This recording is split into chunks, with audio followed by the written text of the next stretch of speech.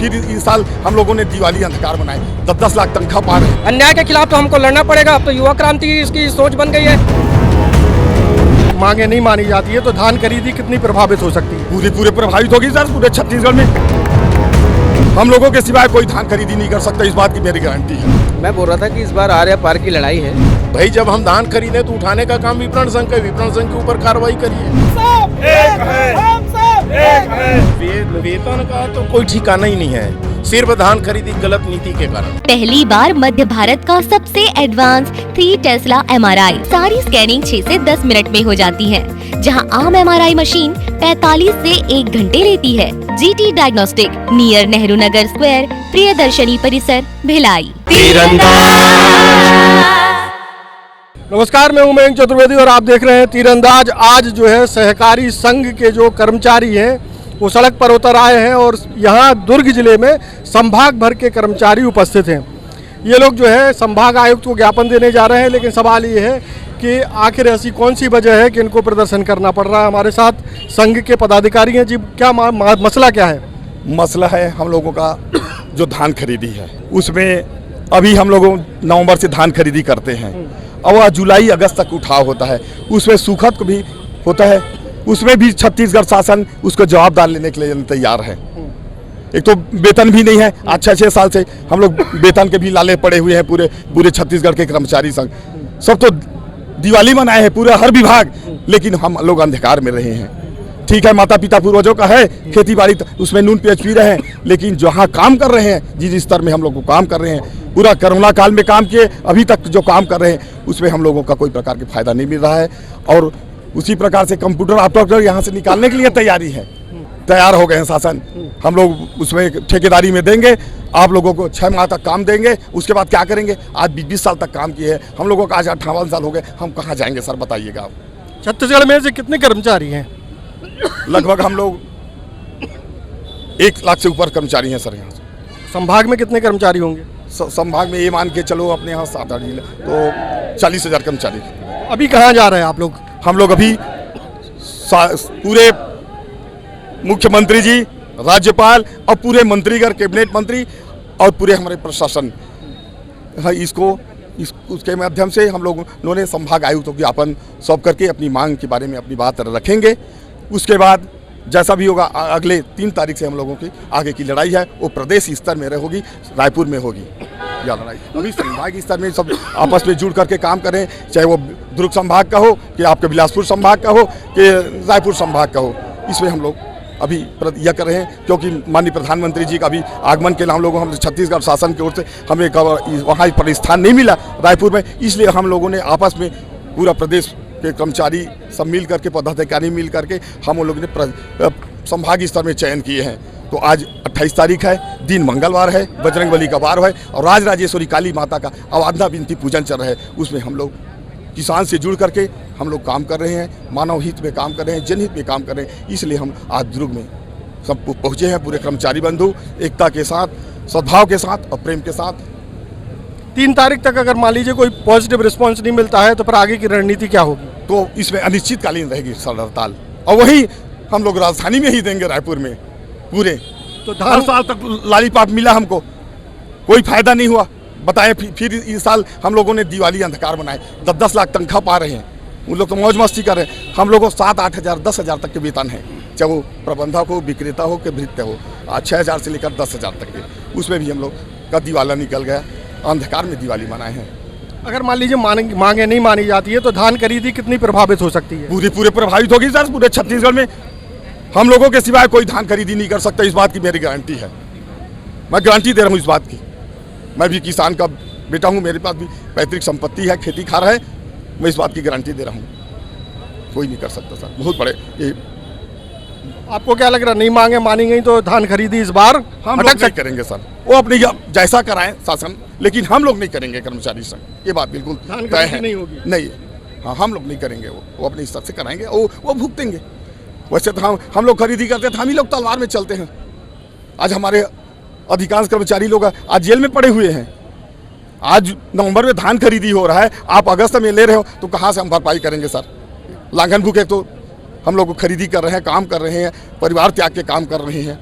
जनता के किसान के गाली खा रहे हैं, चाहे वो पीडीएस में हो, चाहे वो खाद में हो, केसीसी में हो, वो की धान खरीदी में हो। भयानक विडम्बना आती है सर। तो और भी कर्मचारी हैं आपके, उन बहुत सारे लोग हैं आपके साथ, तो कोई ऐसा है जो ये बुजुर्ग संभाग के हैं। अच्छा, पूरे संभाग के हैं, तो इन लोगों के साथ भी और कोई दिक्कत आती ही होगी निश्चित तौर पर। आगे सर पूरा सब एक है। जब मेरे ऊपर आ गया, प्रबंधक हूँ या कुछ भी हूँ, तो मेरे छोटे कर्मचारी के ऊपर आएगा ही, चाहे वो भृत्य हो कि चौकीदार हो। तो अभी इस आंदोलन में कौन कौन शामिल है? भ्रष्ट कर्मचारी से ले सर हम लोग भी आज डबल इंजन हो गए हैं, पहले तो सिंगल थे।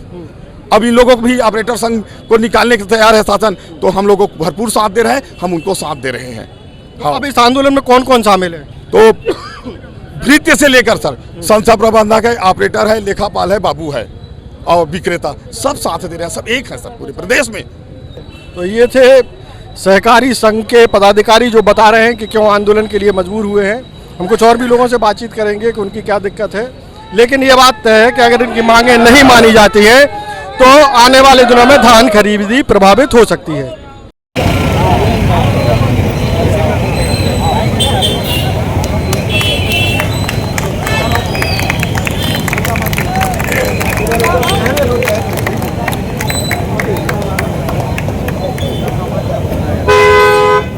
हमारे पास सहकारी संघ के एक और सदस्य हैं जो इस आंदोलन में शामिल हैं। क्या दिक्कत है बाबा?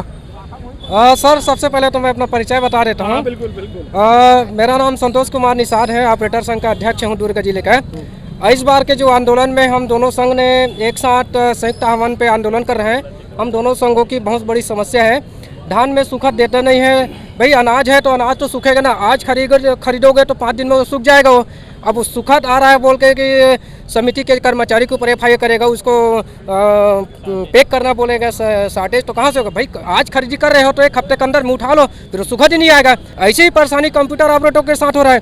भाई 2007 से कंप्यूटर ऑपरेटर की नियुक्ति हुआ है, आज उनको सोसाइटी में काम करते हुए 18 साल हो गया है। 18 साल में 3-4 साल हो गया कि 12 माह का वेतन दे रहा है शायद सरकार। अब वो कैबिनेट में ये पास कर दिया है कि अब ऑपरेटरों को हम निकाल के आउटसोर्सिंग के माध्यम से दूसरे कंपनी के माध्यम से हम भर्ती करेंगे। तो 18 साल से काम कर रहा है वो ऑपरेटर कहाँ जाएगा? भाई कौन से संविधान में ऐसा नियम लिखा है कि 18 साल काम करने के बाद उस ऑपरेटर को आप निकाल दो? भाई उनके साथ तो परिवार जुड़े हैं ना। एक ऑपरेटर के साथ हो सकता है कि उनके 4 परिवार जुड़े हैं, तो ऐसी 2739 ऑपरेटर के साथ कितने परिवार होंगे? लगभग 10,000 उनके परिवार रोड में आ जाएंगे। भीख मांगने के लिए मजबूर कर रहा है ये शायद सरकार। इस तरह की जो शायद सरकार जो चला रहा है वो जनता के हित में और हमारे हित में बिल्कुल नहीं है। हम सरकार से यही मांग करते हैं कि आउटसोर्सिंग के बंद करो और जो पूर्व की तरह जो 12 माह का जो वेतन दे रहे थे कंप्यूटर ऑपरेटर को, उसको यथावत जारी रखो, न कि ये 6 महीने का पेमेंट आप देने के लिए निर्णय करो। ये संविधान में कहीं नहीं लिखा है। अगर ये ऐसा करता है तो वो सरकार जो है बहुत ही हम लोग के साथ गलत कर रहा है और इसका हम लोग दोनों संघ मिलकर मतलब इसका हम पूरा विरोध करते हैं। तो पहले 12 महीने का वेतन मिलता था, अब 6 महीने का कर दिया। 6 महीने का कर दिया है। तो मैं बोलता हूँ भाई मंत्रियों को इतना पेमेंट मिलता है, उनको अगर उनके जो सुविधा में कटौती कर दिया जाएगा तो उनको कैसे लगेगा? अरे हम लोग तो 18,000 का पेमेंट झोंकने वाले भाई, हम लोग ले दे के अपने परिवार चलाते हैं और उन लोगों तो शासन की बहुत सी योजना में उनको मतलब पूरा फायदा होता है, बहुत सी फैसिलिटी देता है ना। वो फैसिलिटी हो जब वो अपना नहीं काट सकते तो फिर हमारा 12 माह का 6 माह क्यों कर रहा है भाई? अगर मान लीजिए कि ये मांग नहीं मानती है सरकार, फिर अगला कदम क्या होगा ऑपरेटर संघ का? अनिश्चितकालीन आंदोलन है, चाहे रोड में आए चाहे भीख मांगे, अनिश्चितकालीन आंदोलन है। अन्याय के खिलाफ तो हमको लड़ना पड़ेगा। अब तो युवा क्रांति की इसकी सोच बन गई है। तो क्रांति के मूड में है अपन? बिल्कुल क्रांति के मूड में है। चाचा बोल रहे हैं आर्य पार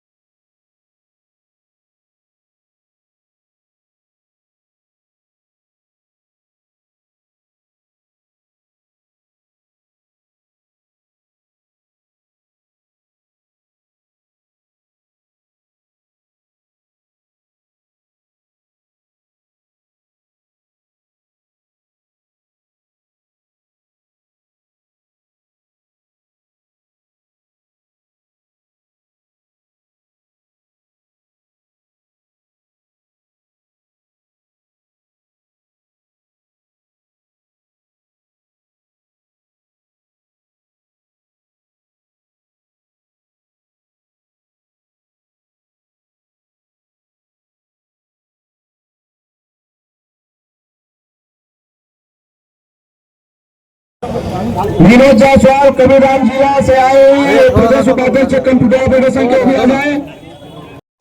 बहुत बहुत धन्यवाद।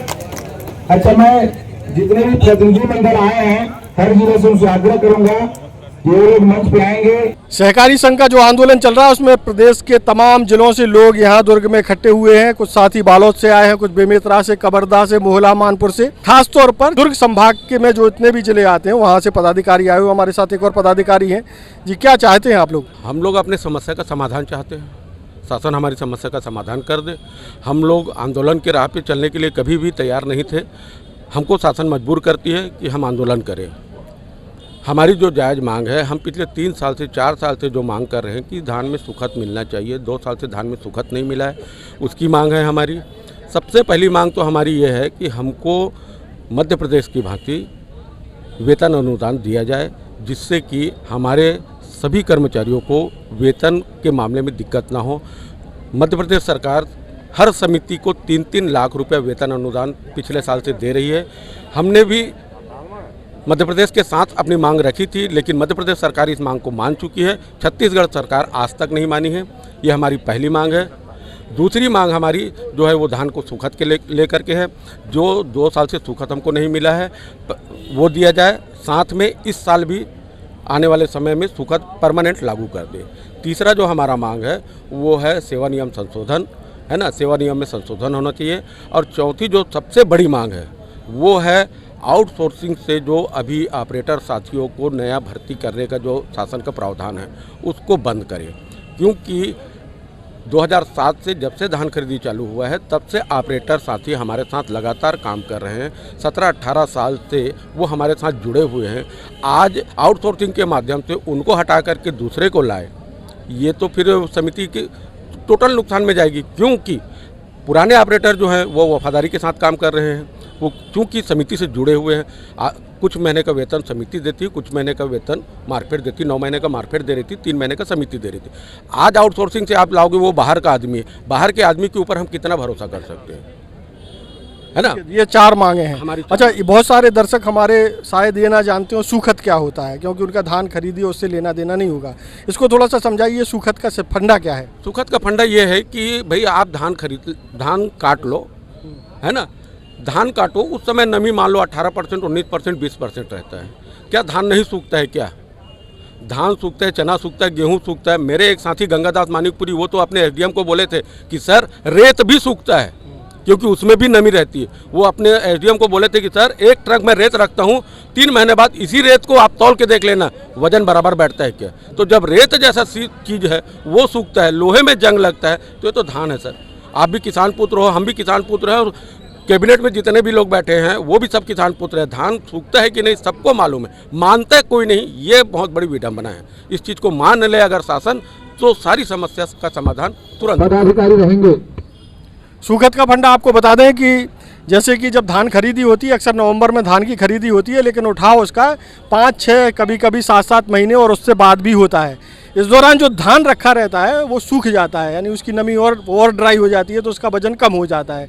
और जो वजन का जो गैप आता है, उस गैप की वसूली जो है, जो खरीदार होते हैं, संघ होते हैं, उनसे की जाती है। अब भाई रखा धान सूख गया है, मान लीजिए कि 1 कुंटल में 5 किलो धान भी अगर सूख गया, 2 किलो धान भी सूख गया, तो वो 2 किलो धान की भरपाई आप लोगों को करनी है। ऐसा ही है ना, गलत तो नहीं है? ये बिल्कुल सेम चीज़ है। मैं आपको बता दूं कि शासन, या समझ जाओ कि जो भी शासन के नुमाइंदे हैं, आज भी मोहला मानपुर ज़िले में लगभग 12 से 13 हज़ार कट्टा धान रखा हुआ है, जो अभी तक नहीं उठा है। तो जब 12-13 हज़ार कट्टा धान 3-4 सोसाइटियों में रखा हुआ है, तो ये शासन का कौन सा वो है। अब उसको आप बोलोगे कि अब 40 किलो के हिसाब से वापस करो, तो वो समिति प्रबंधक मरेगा कि बचेगा? ये तो हो गई सूखत की बात। अगर मान लीजिए कि खरीद केंद्र पर उचित इंतजाम नहीं है, तो चूहे हुए भी तो खाते होंगे। चूहा खाता है, दीमक खाता है, बारिश से सड़ता है धान बहुत से चीज़ों से नुकसान होता है। सूखत तो एक छोटा सा मुद्दा है, लेकिन उसमें कम से कम 4-5 प्रकार से नुकसान होता है धान में हमको। वो सबकी वसूली आप लोगों से होती पूरी वसूली हमसे होती है। हम 17% या 14% की नमी में खरीदते हैं। जब हम धान परिधान करते हैं, चाहे राइस मिलर को करें या संग्रहण केंद्र को करें, तब हमारे धान की जो सुखद की नमी रहती है वो 10% 11%। तो 5% 4% तो सीधा सीधा दिखता है कि उतना धान सूख रहा है। तो शासन इस चीज़ को क्यों नहीं मानती? शासन भी इस चीज़ को मान ले, हमारे समस्या का समाधान हो जाएगा। जी आप भी आइए, आप भी बहुत, आप कहाँ से आए हैं? मैं बेमेतरा जिला थान कमरिया से। क्या नाम है आपका? संतोष सिन्हा। जी बताएं, आपके को क्या दिक्कत आती है?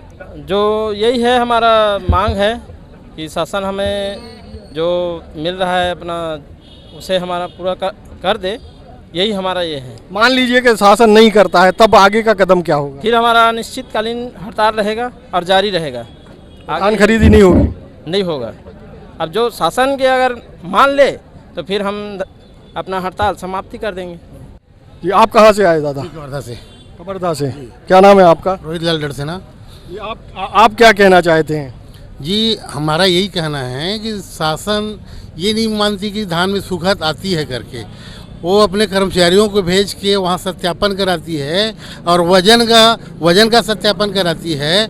हम बोरे में धान खरीदी करते हैं। यदि एक बोरा धान 40 किलो है तो 40 किलो दो बोलते हैं, और 40 किलो यदि 4 महीने बाद उठा के उसको तौला जाए 40 कैसे आएगा? लड़ाई उसी चीज़ की है कि समस्त समितियों में जहाँ जहाँ नुकसान होती है, धान का उठाव बाद में होता है, समस्त समितियों को मैंने 2023 का 2022-23, 23-24 और 24-25 और इस साल इन समस्त वर्षों का सुगत प्रदान करे। इसलिए कि मैंने कभी कभी ये भी होता है समितियों के द्वारा, समितियों में जो नुकसान होता है धान का सुखद का, उसको समिति के जो धान में कमीशन प्राप्त होती है, उन कमीशनों से काट दिया जाता है। अब उसके बाद कर्मचारी क्या करेंगे? भाई कर्मचारी काम करते हैं, उनको तनख्वाह मिलना चाहिए ना। अब वो उसके नाम से जो कमीशन से तनख्वाह मिलता, अब वेतन के लाले पड़ते हैं हमारे कर्मचारी लोग। ये दुखद बात है। हमारी ये कहना है, क्या वो मुख्यमंत्री महोदय ये नहीं जानते कि धान सूखता है? माननीय हाई कोर्ट के द्वारा ये डिसीजन दिया गया था और जो शासन का वकील है उसको फटकार लगाया गया था कि धान सूखता है नहीं। सिर्फ हमारा एक ही जवाब है, धान सूखता है कर बोलो करके। तो उसके बाद भी शासन बोल रही कि धान में सुखद अमान्य है, हम धान की खरीदी करो। और उसके बाद अभी एक तो और मैंने जो नियम बनाया है, हर साल धान खरीदी नीति में संशोधन कर रहा है, जबकि धान खरीदी करने वाले वही हैं, तो नियम में क्या तब्दीली बार बार तब्दीली नहीं होनी चाहिए ना। अब बोल रहे हैं कि 30 जुलाई या 30 जून या 30 अप्रैल इस महीने ऐसा अंतिम दिवस घोषित कर रहे हैं, जो कि गलत चीज़ है। इसलिए कि भाई धान खरीदी हम कर रहे हैं और धान पहले नियम था 72 घंटे का, 72 घंटा को घटा दिए 28 फरवरी कर दिए। 28 फरवरी के बाद एक अधिकारी थी रिजा शर्मा, उनके द्वारा पत्र जारी किया गया था 28 के बाद सुखद के लिए शासन को पत्र भेजेंगे खाद्य विभाग को। वो पत्र का पता नहीं है, उसमें कोई कार्रवाई नहीं हुई। जब ऐसे अधिकारी का पत्र को जब शासन नहीं मानती, उस अधिकारी को सस्पेंड करना चाहिए, टर्मिनेट कर देना चाहिए। उनकी बातों से कोई मतलब नहीं है। जो पत्र हम लोग रखे हैं हमारे पास है, वो आधार है, उस पर मैंने लेटर का कोई वैल्यू नहीं है, ये कहना है। कुल मिलाकर के गुस्सा है। एक और साथी हमारे साथ आए। आप कहाँ से आए हैं भाई साहब? मैं कबीरधाम। कबीरधाम से। कबीरधाम के बहुत सारे लोग आए, क्या बात? हाँ, नहीं पूरे हैं, सभी पीड़ित हैं शासन के निर्देश से। कबीरधाम के लोग ज़्यादा हमें लगता है एकजुट दिख रहे हैं। नहीं, एकजुटता है ही है संगठन में अपने यहाँ, पूरा प्रदेश में है। धान की सूखत हो जाती है तो आप लोगों को भरना पड़ता है, तो कुछ कर्मचारी ऐसे भी हैं जिनको अपनी खेतें बेच करके जमा करना पड़ा, वरना जेल की हवा खाई, ऐसा कुछ है क्या? ये मामला प्राय सभी जगह है। अब अभी जैसे हम लोग धान खरीदे, सूखत आता है, जैसे अभी लिमिट रखा है कि हर धान खरीदी सेंटर में 10,000 कुंटल रहेगी। अब मान लो मैं 10,000 कुंटल अगर धान खरीदता हूँ, कब उठाएगा धान? सीधा अप्रैल के बाद उठेगी। और जो हम पिछले साल धान खरीदे अभी तक हमारे कईयों जिलों में, जैसे मानपुर मोहला है या जगदलपुर संभाग है, वहाँ 70-80 हज़ार कुंटल धान रखा हुआ है समितियों में। उसके जिम्मेदार कौन है? उनके ऊपर FIR दर्ज कौन करवाएगा?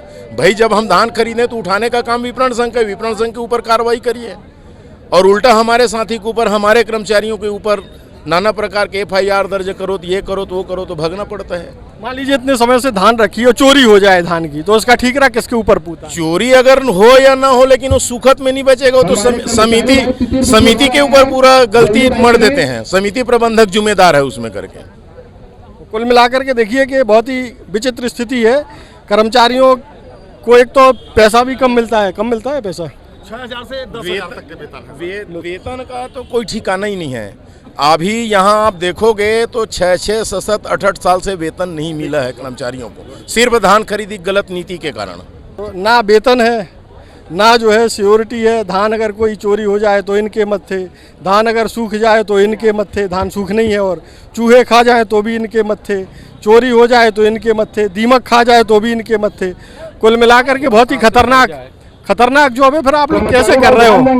अब क्या करोगे, इस उम्र में हमको काम कौन देगा बताइए आप? इसीलिए फंसे हो भाई। अब मजबूरी में फंसे हैं शुरू से भाई। किसी को 20 साल, किसी को 22 साल, इनका उम्र देख लो, रिटायर होने की कगार में, कईयों तो रिटायर भी हो गए हैं। अच्छा, एक और चाचा है हमारे पास। अगर इतनी खतरनाक जॉब है तो कैसे, मतलब इतनी रिस्क वाला जॉब कैसे कर रहे हैं आप? ऐसा है सर, अब इतना दिन से काम कर रहे हैं, 22 साल से, 25 साल से, 30 साल से, तो जैसा भी हो निभा रहे हैं। लेकिन जो अभी शासन की जो नीति है, एक लंबा चौड़ा हथकंडा अपना रहे, उसके लिए हमको नाराजगी है। एक तो हम लोगों को वेतन नहीं मिल रहा है, इधर धान खरीदी कर रहे हैं, KCC दे रहे हैं, खाद बीज दे रहे हैं, चावल शक्कर बांट रहे हैं, इसमें पूरा तलवार लटका हुआ है। मशीन का जमाना है, फिंगर। आप कौन से जिले से हैं? मैं कवर्धा जिले से हूँ सर, बालेंद्र चंद्राकर। शांति का प्रयोग करते हुए तो ये थे सहकारी समिति के पदाधिकारी लोग और सहकारी समिति से जुड़े हुए सभी भ्रात से लेकर के ऑपरेटर मैनेजर तक के लोग ये मांग कर रहे हैं। वो मांग आपने सुनी ली है, लेकिन पूरा मामला ऐसा लग रहा है कि बहुत ही अनसिक्योर्ड जॉब है, बहुत ही मतलब बहुत सारी जिम्मेदारियां, उतना पैसा भी नहीं है। देश और दुनिया की ताज़ा तरीन खबरों से जुड़े रहने के लिए आप तीरंदाज को सब्सक्राइब करना बिल्कुल ना भूलें, बेल आइकन को जरूर प्रेस कर लें, और अगर आप हमारे इस वीडियो को हमारे फेसबुक पेज या इंस्टाग्राम पर देख रहे हैं तो उसे भी फॉलो कर लें। नमस्कार। स्पर्श मल्टी स्पेशलिटी हॉस्पिटल आधुनिक एवं श्रेष्ठ किडनी विभाग फुल टाइम विशेषज्ञों की देखरेख में दे रहा है डायलिसिस की सुरक्षित और बेहतरीन सुविधा, साथ ही न्यूनतम दर पर हेल्थ पैकेज की सुविधा भी। स्पर्श मल्टी स्पेशलिटी हॉस्पिटल, एक एहसास अपनेपन का।